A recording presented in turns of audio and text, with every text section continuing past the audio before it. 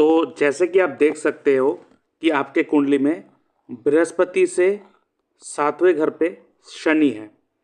बृहस्पति क्या है? जीव कारक, मतलब व्यक्ति खुद है।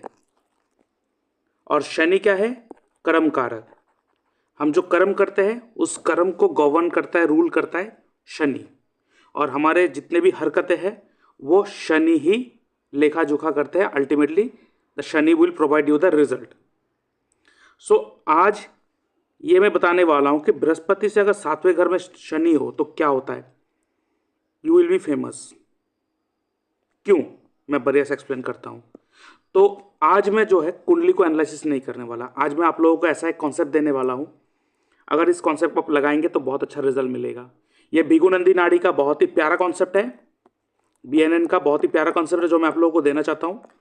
यहाँ पे बात करेंगे कि बृहस्पति आपकी कुंडली में जहां पे भी बैठा हो, क्योंकि यहाँ पे जैसे हम लोग कुंडली में लगन को देखते हैं और भृगुनंदी नाड़ी में या भृगुनंदी एस्ट्रोलॉजी में क्या करते हैं, वहाँ पे बृहस्पति को ही फोकल पॉइंट लेते हैं, वही आपके लगन लेते हैं और वहाँ से ही सारा का सारा प्रेडिक्शन होता है। बहुत ही प्यारा प्रेडिक्शन होता है, बहुत ही प्यारा।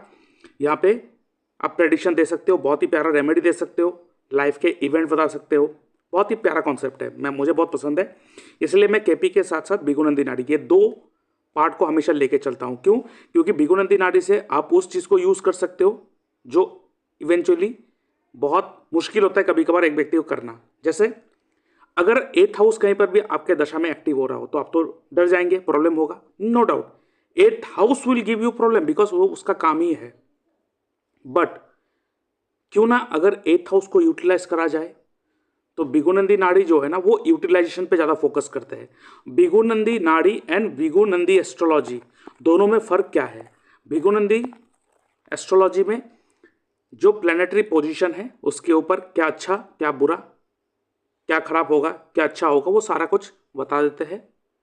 लेकिन भृगुनंदी नाड़ी में जो पॉलिसी यूज करा जाता है, जो टेक्निक यूज करा जाता है, वो यूटिलाइजेशन टेक्निक को यूज करा जाता है। यहाँ पे सिर्फ पॉजिटिव एस्पेक्ट को लिया जाता है। पॉजिटिव मतलब इसका मतलब ये नहीं कि नेगेटिव को इग्नोर करा जाता है। यहाँ पे हम चीज़ों को यूज करते हैं जिसे कहते हैं अलाइनमेंट टेक्निक। कैसे हम उस कॉम्बिनेशंस को अलाइन करें अपने साथ।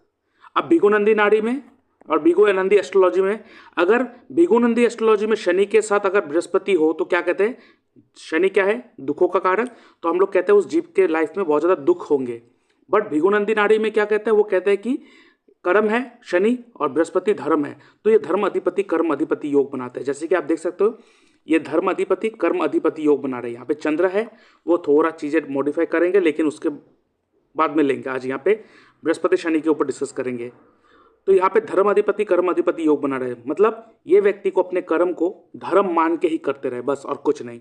उसको जो चाहिए सब मिल जाएगा। क्यों? तो आज इसके ऊपर बात करते हैं। जैसे कि बृहस्पति से अगर 7वें घर पे शनि है, आज हम सब बात करेंगे। बृहस्पति के साथ शनि बैठा हो तो क्या होता है, बृहस्पति के 2nd हाउस में शनि हो, 3rd हाउस में हो, 4th हाउस में शनि हो, ऐसे करके 12वें घर के, मतलब बृहस्पति से लेकर बृहस्पति के 12वें घर तक शनि हो तो क्या होता है आज बताएंगे। आज अपने कुंडली पे लगा के देखना, बहुत ही प्यारा रिजल्ट मिल जाएगा आपको। तो यहाँ पे डायरेक्ट इसके ऊपर पहले बात कर लेते हैं 7वें, क्योंकि कुंडली जिसका ओपन कराए इसके ले लेते हैं। तो बृहस्पति से अगर 7वें घर पे शनि हो तो ऐसे व्यक्ति will become highly popular, that for sure. But in the 2nd half of his life, his और her life, 2nd half, 1st half थोड़ा स्ट्रगल होगा। ठीक है। अब यहाँ पे पॉपुलर होंगे, चाहे अपने सोसाइटी में हो, चाहे अपने स्टेट में हो, चाहे कंट्री में हो, लेकिन पॉपुलर होंगे for sure. But the person have to start from zero. ठीक है। The person will have to start from zero. The person will start from low pages, low wages, कम पेमेंट मिलेंगे, सैलरी मिलेंगे। शनि से बृहस्पति के 7वें घर में शनि हो तो person can become teacher, preacher. ठीक है। और अगर ये व्यक्ति डेली बिजनेस करे, मतलब डे टू डे बिजनेस, जहाँ पे परचेज सेल्स का काम हो रहा हो, ठीक है, डेली ट्रांजेक्शन हो रहा हो, प्रोडक्ट सेलिंग परचेज का काम हो रहा हो, then there will be a lots of problem in their cash sales and purchase. इनके लिए सर्विस ओरिएंटेड बिजनेस करना बहुत अच्छा होता है। ठीक है। और else the person will face lots of problem because मेरे कुंडली में भी शनि से बृहस्पति से शनि 7वें घर में बैठा हुआ है और मैंने बिजनेस करके बहुत बड़ा लॉस खाया है, बहुत बड़ा धोखा खाया है, ठीक है, और बिजनेस छोड़ भी दिया, लेकिन अभी भी वो बिजनेस का कुछ कुछ ऐसा प्रॉब्लम है जो अभी भी उठ उठ के आके मुझे प्रॉब्लम करता है. So never do day to day purchase and sale business if Shani is there in 7th house from Jupiter. हाँ, अगर साथ में किसी को ले सकते हो, किसी के नाम पे कर सकते हो तो अलग है, लेकिन अपने नाम पे नहीं, ठीक है. सेकेंड चाइल्ड ऐसे व्यक्ति का थोड़ा प्रॉब्लम होगा. फर्स्ट चाइल्ड तो ठीक है, सेकेंड चाइल्ड की तरफ जाएंगे तो सेकेंड चाइल्ड के लाइफ में थोड़ा प्रॉब्लम हो जाएगा, ठीक है. तो अभी स्टार्ट करते हैं. बृहस्पति से शनि अगर साथ में फर्स्ट हाउस में बैठा हो, एक साथ बैठा हो, तो the person will have lots of problem in his first half of his life, but second half will be great. The second half of his और her life will be great. Life इनका age long होगा, long life. Second half will be good, good teacher. But ऐसे व्यक्ति के life में एक bad habit लग जाते हैं and the person will have to struggle to come out from this bad habit. Whole life उनको कुछ ना कुछ प्रॉब्लम होगा, ठीक है. और जैसे मैंने बोला सेकेंड हाफ लाइफ इनका बहुत अच्छा होता है. इसका मतलब आप समझ सकते हो कि 28, 29 मतलब 28 से लेके 32 के बीच से इनका लाइफ स्टार्ट होता है. हर किसी का अलग होता है, लेकिन 28 से 32 के बीच से इनका सेकेंड हाफ स्टार्ट होता है. लेकिन ऐसे व्यक्ति को अगर बुरी आदत लग जाता है नहीं, लगता ही है, और इस बुरी आदत से बाहर निकालने में इनको बहुत ज़्यादा तकलीफें होते हैं. उसके बाद बृहस्पति से अगर सेकेंड हाउस में सैटर्न हो तो क्या होता है. बृहस्पति से आपके कुंडली में बृहस्पति कहीं पर भी बैठा हो, वहां से अगर काउंट करोगे और देख रहे हो कि शनि अगर सेकेंड हाउस में, तो सेकेंड हाउस क्या है आपका वाणी, और शनि क्या है रफ. तो आपके स्पीच को, के वाणी को रफ कर देगा, आपका वाणी बहुत शार्प कर देगा, ठीक है. ऐसे व्यक्ति कमाते भी बहुत हैं और उतना उड़ाएंगे भी. इनके लाइफ में मैरिज थोड़ा डिले होता है और मैरिज लाइफ थोड़ा डिसहार्मनी होता है, ठीक है. थोड़ा डिसहार्मनी होता है इनके marriage life, because second house family होता है, वहाँ पे शनि बैठा हुआ है. हाँ देखिए, बहुत सारे प्लानिटरी पोजीशन कॉम्बिनेशन के कारण चीज़ें चेंज हो सकता है. इसको एब्सोल्यूट मत लीजिएगा. This is only A educational purpose, knowledge purpose, ठीक है. जब आपको ये सारा का सारा चीज़ पता हो जाए कि बृहस्पति से बाकी सब प्लेनेट एक साथ बैठा हो तो क्या होता है, मतलब अलग अलग घर में साथ में बैठा हो, तो अगर पूरा नॉलेज है तो आप प्रेडिक्शन देना है, या तो आप इसको एज ए जनरल लेकर ऊपर से आप इसको बिठा के देख सकते हो. आप इसको एज ए सपोर्टिंग ले सकते हो, ठीक है. बाकी आपको कुंडली एनालिसिस करके ही आगे बढ़ना है, ऐसे नहीं, ठीक है. तो इसके बाद अगर बृहस्पति से दूसरे घर में शनि बैठा हो तो क्या होता है, देयर लाइफ विल चेंज, ठीक है. इनके लाइफ में प्रॉब्लम होता है but their life will change, मतलब इनके लाइफ 360 डिग्री टर्न ले लेगा, मतलब एक बहुत ही अच्छा मोड़ या बहुत ही बढ़िया एक टर्न लेगा after they meet a good guru और एक गुड एस्ट्रोलॉजर. इनके लाइफ में एक ऐसा एस्ट्रोलॉजर या तो एक ऐसा गुरु आते हैं जो ऐसा एक एडवाइस देते हैं, उस एडवाइस से उनके लाइफ जो है ना बहुत ज़्यादा चेंजेस हो जाते हैं, जिसकी कुंडली में बृहस्पति से सेकेंड हाउस में शनि बैठा हो. और इनका लाइफ जो है ना कमाने का, प्रोफेशन पैसे कमाने का, वो 12 साल से स्टार्ट हो जाता है और लगभग 42 तक वो कमाते हैं पूरा, ठीक है. अब बात करते हैं शनि जो है वो बृहस्पति से थर्ड हाउस में बैठा हो तो क्या होता है, ठीक है. तो आप कह सकते हो थर्ड हाउस क्या है, थर्ड हाउस आपका पराक्रम होता है, आपका विलिंगनेस होता है किसी चीज़ को करने का. तो थर्ड हाउस में अगर शनि हो तो ऐसा व्यक्ति बहुत ही हार्ड एंड बोल्ड बन जाता है, जो ठान लिया तो करेंगे ही करेंगे, छोड़ेंगे नहीं. और अगर आपने ये देख लिया कि बृहस्पति से थर्ड हाउस में शनि के साथ शनि के साथ मंगल भी आ गया, तो आप उस व्यक्ति को देखोगे कि वो अगर चाहे तो कुछ भी कर ले, किसी का नहीं सुनेगा. आपने बहुत बार ये देखा होगा, बहुत सारे लोग जो है आँख के ऊपर चलते हैं, अपने बॉडी में सुई घुसा के लटकते रहते हैं. तो ऐसा व्यक्ति जो है वो शनि मंगल वाले होते हैं. वो जहाँ पर भी बैठते हैं, वो जहाँ पर भी नहीं, अगर बृहस्पति से थर्ड हाउस में शनि या मंगल साथ में हो तो ऐसे जो डेयरिंग वाला काम होता है, खतरों के खिलाड़ी वाले, वो कर लेते हैं, वो डरते नहीं किसी से. तो ऐसा व्यक्ति जो है वो हर वो चीज़ कर लेगा, मतलब वो खतरों के खिलाड़ी टाइप से. उसके बाद ऐसे व्यक्ति के लाइफ में ना ऐसा एक बिजनेस या जॉब ऐसा होगा जिसमें उनको बहुत बड़ा लॉस का सामना करना पड़ेगा। और देखना आप ऐसे व्यक्ति का जो लाइफ है, इनका लाइफ का जो एक्टिविटी है वो ग्रोथ होता ही है आफ्टर द एज ऑफ 36। मतलब आफ्टर द एज ऑफ 36 इनके लाइफ में जो एक्टिविटी जो ग्रोथ होगा वो अलग ही लेवल का होगा। और क्यों अलग लेवल का होगा? Because after the age of 36 the person will become spiritual. उससे पहले वो उतना स्पिरिचुअलिटी में उतना ध्यान नहीं देते हैं, ठीक है। उसके बाद से वो बहुत ज़्यादा स्पिरिचुअलिटी में ध्यान देने लगते हैं। अब आता है, अगर बृहस्पति से चौथे घर में अगर सैटर्न हो, आपकी कुंडली में बृहस्पति जहाँ पर भी बैठा हो वहाँ से काउंट कीजिए, अगर 4th हाउस में शनि हो तो क्या होगा? तो there will be a obstacle in education, ठीक है। ऐसे व्यक्ति को माता का सुख बहुत कम मिलता है, ठीक है। फैमिली लाइफ हार्डशिप होते हैं, बहुत बहुत तकलीफ होते हैं। और देखेंगे ऐसा व्यक्ति जो है वो अपने घर से ही ज़्यादातर बाहर रहता है। तो माता का सुख कम मिलता है, मतलब ऐसे व्यक्ति अपने घर से बाहर रहेंगे, काम से बाहर रहेंगे, मतलब कैसे ना किसी तरीके से माता का सुख बहुत कम मिलता है, कभी कभार देखा गया है ऐसा, ठीक है। और ऐसे व्यक्ति को प्रेम करने वाले, प्यार करने वाले लोग बहुत ही कम होते हैं। और ये भी देखा गया है कि मदर के जो लाइफ है ना बहुत ही हार्ड होता है ऐसे व्यक्ति का जिसके शनि चौथे घर में बैठा है, बृहस्पति से चौथे घर में। और देखेंगे ये जो व्यक्ति है जिसे कुंडली में आप शनि को चौथे घर में पाएंगे बृहस्पति से, वो ऐसे घर में जन्म लेंगे जहाँ पे वेंटिलेशन बहुत कम होते हैं। तो इनको कोशिश ये करना चाहिए उस घर में वेंटिलेशन को थोड़ा बढ़ा दे, ठीक है। और ऐसा व्यक्ति इस ऐसे फील्ड में जॉब करते जैसे कि कोई एजुकेशनल इंस्टीट्यूशन रिलेटेड फील्ड में जॉब करते हैं, ठीक है। उसके बाद अगर बृहस्पति से 5वें घर में शनि हो, ठीक है, तो आप देखेंगे जिसके भी कुंडली में 5वें घर में बृहस्पति से 5वें घर में शनि हो, ऐसे व्यक्ति के लाइफ में अपने पहले बच्चे जन्म लेते ही उनके लाइफ में बहुत ज़्यादा तकलीफें, हार्डशिप बढ़ जाते हैं। मतलब वो व्यक्ति 3 से 4 साल बहुत प्रॉब्लम में रहते हैं from the birth of his first child. क्यों? क्योंकि शनि हार्डशिप को दिखाता है। तो 5वां का संतान का होता है, तो वहाँ से शनि एक्टिव हो गया। तो ये एक्टिवेशन टेक्निक का भी एक पार्ट होता है जहाँ पे हम लोग एक्टिवेशन करते हैं किसी हाउस को, पर्टिकुलर प्लेनेट को किसी भी एक्टिविटी के द्वारा। तो इसे कहते हैं एक्टिवेशन टेक्निक। अगर आप एक्टिवेशन टेक्निक के बारे में भी जानना चाहते हो, सीखना चाहते हो, तो आप मेरे इस फ़ोन नंबर पे भी कांटेक्ट कर सकते हो। और अगर आपको एस्ट्रोलॉजी सीखना है तो डिस्क्रिप्शन बॉक्स में मैंने वेबसाइट का लिंक देकर रखा है, वहाँ पे जाके भी देख सकते हो कि मैं कौन से कोर्सेज को मैं देता हूँ। और अगर आपको कुंडली भी एनालिसिस करवाना है, आपका अपॉइंटमेंट बुक करवाना है, तो उसके लिए भी आप मेरे इस फ़ोन नंबर पर आप कॉन्टैक्ट कर सकते हो। आगे बढ़ते हैं।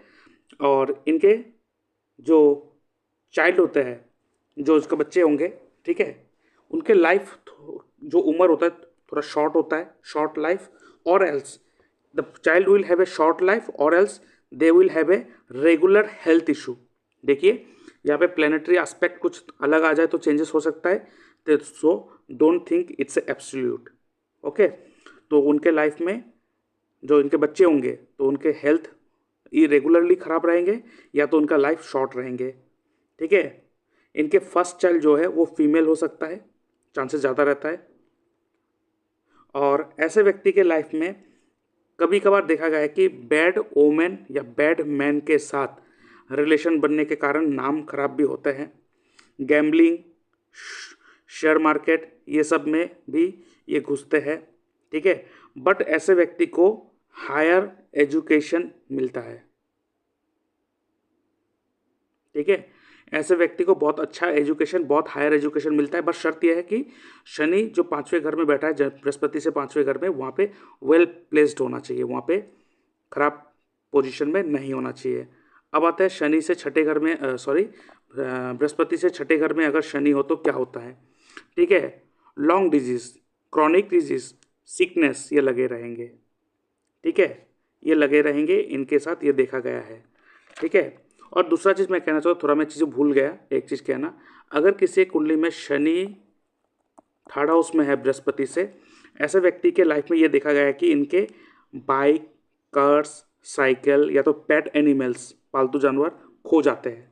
तो इनको अपने जो ये चीज़ें हैं उनको थोड़ा संभाल के रखना है, ठीक है। उसके बाद अब आते हैं यहाँ पे बृहस्पति से छठे घर में अगर शनि है तो इनको लॉन्ग डिजीज, क्रॉनिक डिजीज लग जाएंगे जो लाइफ टाइम इनको तकलीफें देते रहेंगे, ठीक है। उसके बाद इनको जानवर से, अपने पालतू जानवर से भी खतरा है। ऐसे व्यक्ति का जो डेथ होते हैं वो जानवरों से होते हैं, ठीक है। इनके एनिमी बहुत पावरफुल होते हैं। So never try to fight with your enemy. छोड़ देना अपने एनिमी को, जब तक वो छोड़ोगे नहीं वो आपको छोड़ेगा नहीं, ठीक है। तो आपके एनिमी बहुत पावरफुल होंगे, आपके सर्वेंट से आपको प्रॉब्लम होंगे, ठीक है। You will see your brother life will be unhappy. And जिसके भी शनि छठे घर में हो बृहस्पति से, इनके फादर का जो डेथ होते हैं वो डेथ आप देखेंगे किसी पिलग्रिमेज में जाकर होंगे, या तो आप देखेंगे इनका जो डेथ होता है किसी भी दूसरे कंट्री में जाकर भी डेथ होते हैं। उसके बाद बृहस्पति से 7वें घर में शनि, वो तो मैंने एक्सप्लेन कर ही दिया। अब आते हैं बृहस्पति से 8वें घर में अगर शनि हो तो क्या होता है, ठीक है, क्योंकि 7th हाउस वाला जो मैंने पहले ही एक्सप्लेन कर दिया। अगर किसी के कुंडली में बृहस्पति से 8वें घर में शनि बैठा हो तो ऐसे व्यक्ति का उम्र जो होता है लंबा होता है, दे लिव लॉन्ग लाइफ। उनका जो ब्रदर होंगे, उनके ब्रदर को क्रॉनिक डिजीज होने का चांसेस रहता है, या क्रॉनिक डिजीज होता ही है। The person will face lots of problem in his professional life until unless वो 8वें घर से जुड़ा हुआ कुछ काम ना कर ले। Bad family life for his और हर चाइल्ड, मतलब इनके जो बच्चे होंगे उनके बच्चे का जो फैमिली लाइफ है वो थोड़ा प्रॉब्लमेटिक, थोड़ा खराब रहता है, ठीक है। समटाइम ये भी देखा गया है कि ऐसे व्यक्ति का जो संतान होते हैं उनको किसी न किसी पेनफुल डिजीज के कारण डेथ होते हैं, ठीक है। और ऐसे व्यक्ति का जिनका 8th हाउस में होता है, इनको भी कोई ना कोई पेनफुल डिजीज के कारण ही डेथ होते हैं, देखा गया अक्सर। और इनको जो सेक्सुअल ऑर्गन है, सेक्सुअल ऑर्गन रिलेटेड डिजीज भी होने का चांसेस दिखाया गया है।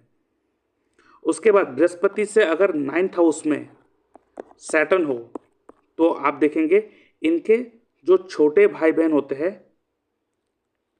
उनका early painful and unnatural death होते हैं, ठीक है। पेनफुल एंड अननेचुरल डेथ जिनके भी शनि 9th हाउस में बैठा है बृहस्पति से, ठीक है।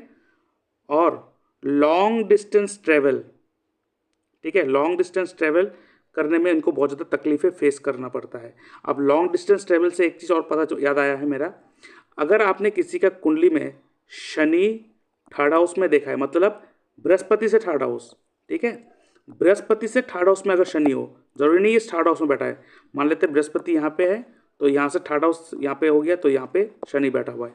तो बृहस्पति से 3rd हाउस में अगर शनि बैठा हो तो ऐसे व्यक्ति को अपने प्रोफेशनल लाइफ के कारण बहुत ज़्यादा ट्रैवल करना पड़ता है, और उस ट्रैवल करने के कारण इनको बहुत ज़्यादा तकलीफें होते हैं, ठीक है। बहुत ज़्यादा वो लो हो जाते हैं, मतलब बॉडीली वीक हो जाते हैं, गेट ड्रेन, इनका एनर्जी ड्रेन हो जाते हैं, person feel problem in travelling, देखना। लेकिन उनको प्रोफेशनल फील्ड के कारण उनको बहुत ज़्यादा ट्रैवल करना पड़ता है, ठीक है। आप बताइए यहाँ पे जिसके भी कुंडली में बृहस्पति से 9वें घर पे शनि बैठा हो तो इनको लॉन्ग डिस्टेंस ट्रैवल करना पड़ता है, और आप देखेंगे लॉन्ग डिस्टेंस ट्रैवल करने के कारण इनको बहुत ज़्यादा प्रॉब्लम फेस करना पड़ता है, ठीक है। ऐसा व्यक्ति अब मैरिज जो करते हैं वो ट्रेडिशन से बाहर जाके करते हैं। This people will face loss in profession, suspension in job, ये होगा ही होगा इनके साथ एक टाइम लाइफ के साथ। और ऐसा व्यक्ति का जो डेथ होते हैं वो लॉन्ग डिस्टेंस ट्रैवल करके डेथ होते हैं, ये भी देखा गया है, ठीक है। और उसके बाद जिसके भी कुंडली में शनि बृहस्पति से 10वें घर में बैठा हो, बृहस्पति से जब काउंट करोगे 10वें घर में शनि हो तो ये देखा गया है कि at the time of native birth the father will face lots of problem, ठीक है। मतलब जब इस नेटिव का जन्म होता है तो ये देखा गया है कि उनके फादर के लाइफ में बहुत ज़्यादा प्रॉब्लम आते हैं। लेकिन जो मैंने बोला था जिसके कुंडली में बृहस्पति से 5वें घर में शनि हो तो वो जन्म लेते फादर का लाइफ में 3 से 4 साल में बहुत ज़्यादा प्रॉब्लम आते हैं, वो बहुत ज़्यादा सीरियस प्रॉब्लम होते हैं, ठीक है। और उसके बाद the person will face lots of problem in professional field, क्योंकि 10th हाउस आपको पता है कर्म का घर होता है, तो कर्म में बहुत ज़्यादा प्रॉब्लमेटिक होता है, नो डाउट वो होगा। बट शनि क्या होता है, डिले, स्लोली, तो वो स्लोली आपको ग्रोथ भी देगा, ठीक है। ऐसा व्यक्ति जो है वो जॉब करते हैं आउट ऑफ बर्थ प्लेस, ठीक है, अपने बर्थ प्लेस से बाहर जाके वो जॉब करते हैं। बिकॉज आप देख सकोगे कि शनि जो है वो, क्योंकि अगर 10वें घर में शनि है, 10वें घर मतलब बृहस्पति से 10वें घर में शनि हो, तो शनि का जो तीसरा दृष्टि आएगा, थर्ड एस्पेक्ट, वो आता है 12वें घर में। तो ये लॉन्ग डिस्टेंस ट्रेवल करके भी, मतलब अपने जन्म स्थान से बाहर जाके भी ये अपना जॉब करते हैं या काम करते हैं, ठीक है, ये देखा गया है। और ऐसे व्यक्ति को लाइफ में एक्सीडेंट होता है एक बार, और एक्सीडेंट होने के कारण इनके राइट नी में इफेक्ट आता है, ठीक है। और इनके यंगर ब्रदर का जो वाइफ होते हैं, ठीक है, इस जिसके कुंडली में 10वें घर पे शनि हो बृहस्पति से, इनके जो ब्रदर है, यंगर ब्रदर, उनका वाइफ जो है उसका अर्ली डेथ होने का भी चांसेस रहता है। बट फिर से मैं कहूँगा, इट्स नॉट एब्सोल्यूट, बहुत सारे पोजीशन को देखा जाता है, but as a knowledge purpose आप देख सकते हो इस चीज़ को।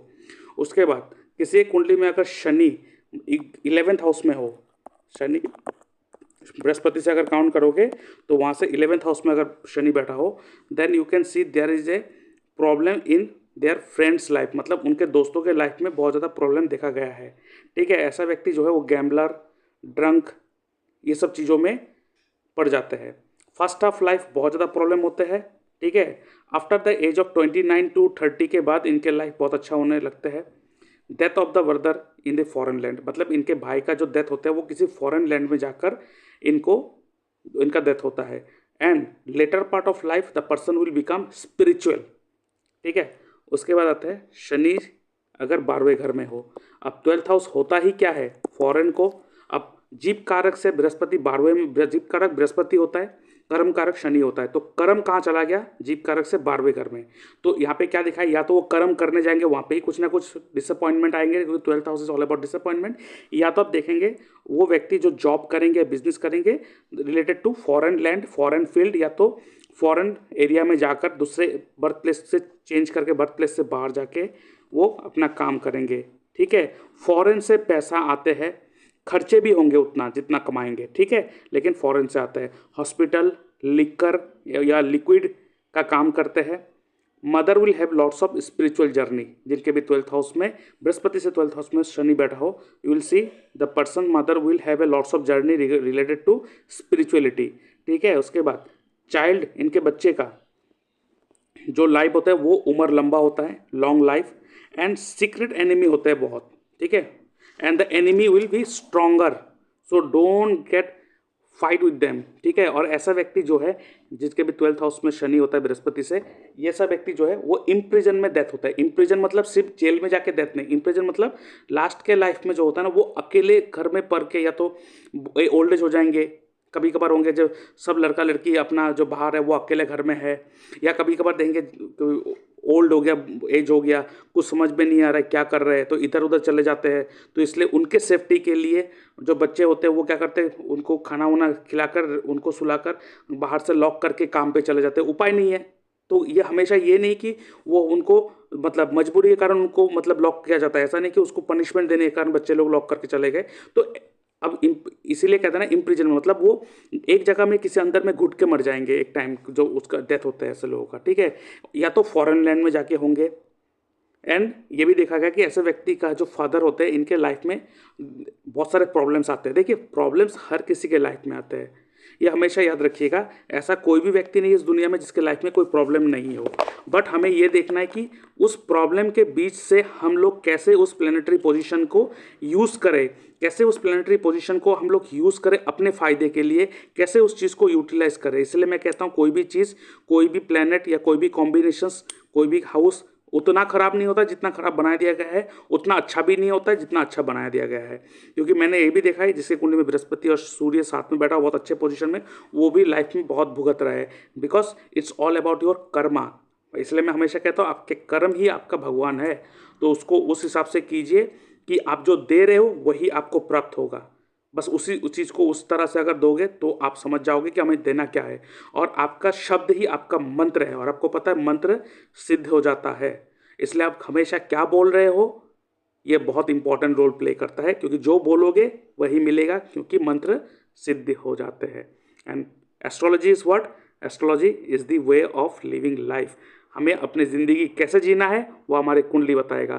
तो अगर आप अपना कुंडली जानना चाहते हो तो आप मेरे इस फ़ोन नंबर पे व्हाट्सएप या मैसेज कर सकते हो, और डिस्क्रिप्शन बॉक्स में मैंने लिंक देकर रखा है, मेरे वेबसाइट में जाकर आप अपना जो भी आपको एस्ट्रोलॉजी के बारे में जानना है, जो भी सीखना है, जो भी कोर्स आपको लेना है, वो आप दे के ले सकते हो। और मैं चाहता हूँ कि इस फील्ड में आना है आपको आपको किस लिए आना है, इसीलिए आना है बिकॉज क्योंकि यहाँ पे जो 90% फ्रॉड लोग बैठा है उन लोगों को दूर करके जेन्युइन एस्ट्रोलॉजर को बिठाना है हमें।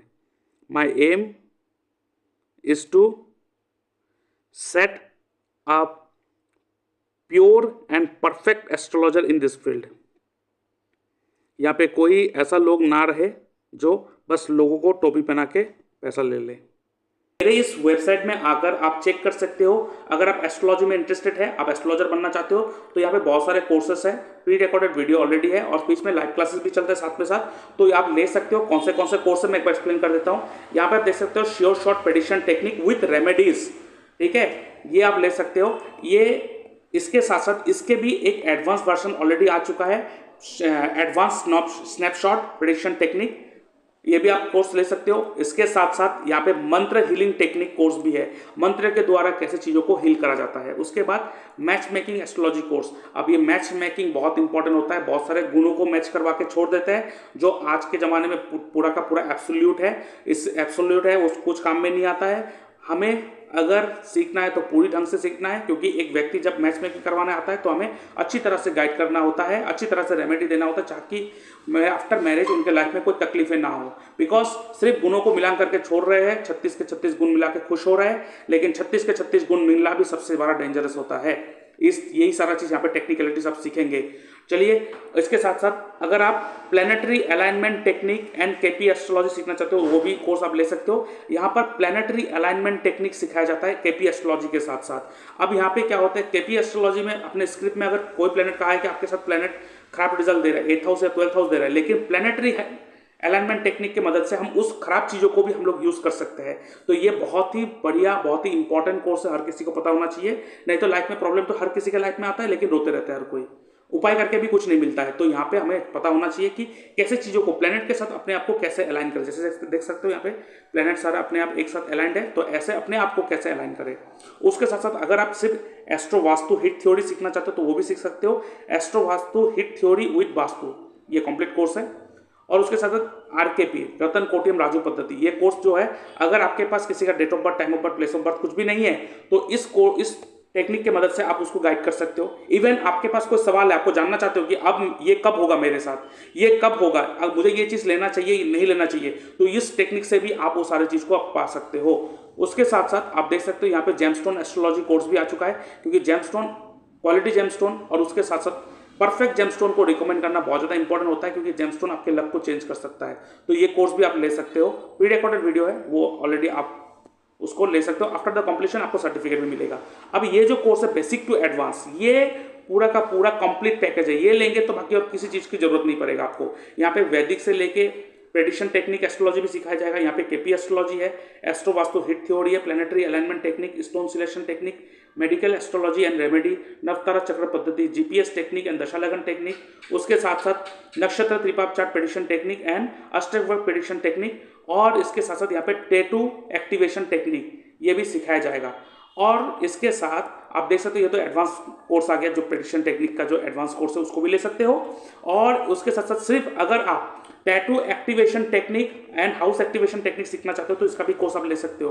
अब यहाँ पे आपके दशा प्लैनेट या तो घर घर का सबलॉट के द्वारा देखा जाएगा, और किसी भी घर को उस दशा लॉट के या सबलॉट के द्वारा अगर किसी हाउस को एक्टिव करना है तो आप कैसे उस टैटू को, कौन से टैटू को किस जगह पे आप बनाएंगे, तो आपके उस घर से वो रिजल्ट मिलना स्टार्ट हो जाएगा, जिसे कहते हैं tattoo activation technique and house activation technique.